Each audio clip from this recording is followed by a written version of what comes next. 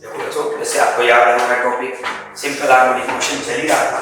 अब हम एक ऐसा क्वेश्चन करा रहे हैं आपको जो रे ऑप्टिक्स को भी सिंपल हार्मोनिक मोशन से जोड़ता है। What an interesting moment for all of you कि कहाँ तो लेंस है, देखो कहाँ सिंपल हार्मोनिक मोशन, यानी कि 11th और 12th को कोरिलेट करता है। This is the best question, तो आपको बहुत अच्छा लगेगा बच्चों ये करके।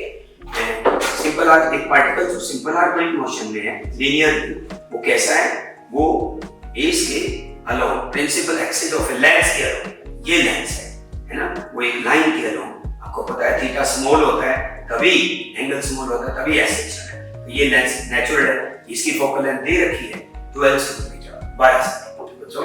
तो आपको क्या निकालना है कि ये पार्टिकल, ये पूरा पूरा एम्पलीट्यूड होता है, इस एम्पलीट्यूड को अक्सर आर या ए से दिखाते हैं, है ना। पहले ए पॉइंट है, ये बी पॉइंट है, सी पॉइंट है, एस एच है।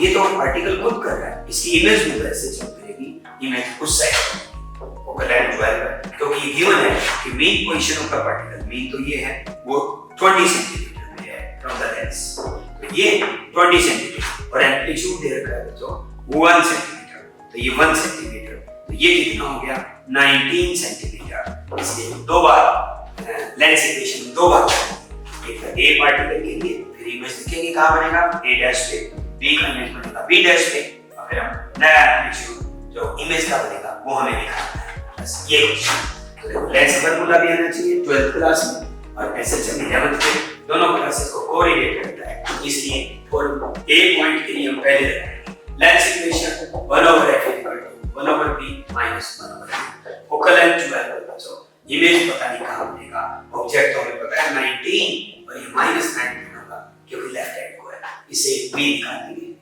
b निकल जाएगा ना 1/b 1/12 1/19, एलसीएम 12 into 19 ऊपर आ जाएगा 7, so b will be equal to 12 into 19/7, 12 108 10 12 कम 12 10 22, ये 7 3 जा 21 7 21 7 4 इतना आ गया।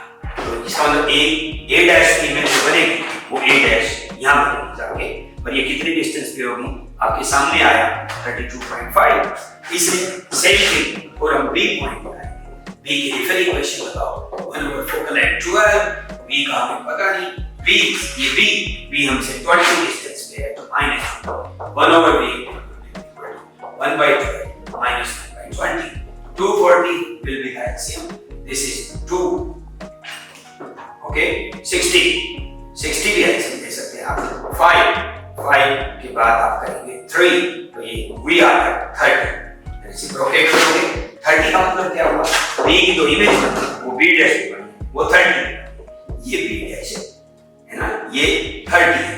देन न्यू एम्पलीट्यूड हमारा निकल आया कितना, b डैश a डैश यानी a डैश b डैश, ये आ गया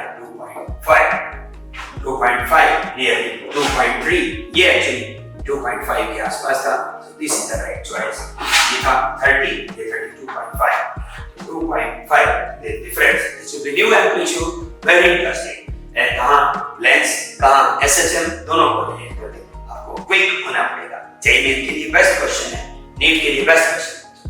That's all, कोई दिक्कत हो तो बताना फिर मुझे। That's all my dear students।